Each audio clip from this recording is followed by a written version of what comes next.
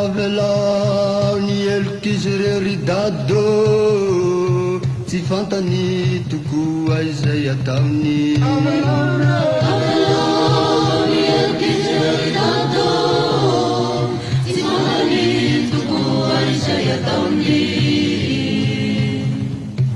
Izao namony aiko mba ho vonjin'izy ireo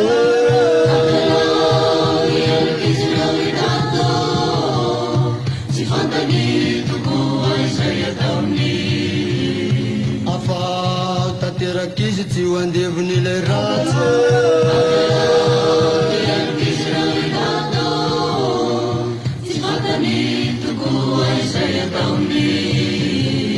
Fa sitrakao tokoa ny iverenany aminao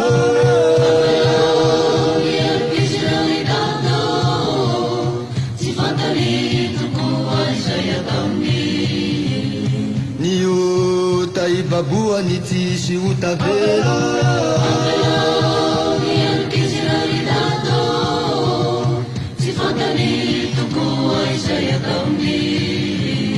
Ho azy ireo indrindra no ifonakory-dado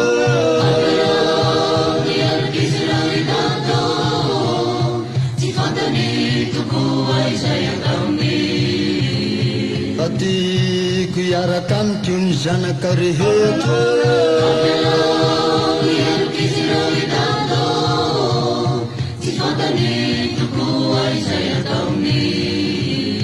Hitantanazy ireo ny fanahinao ry dado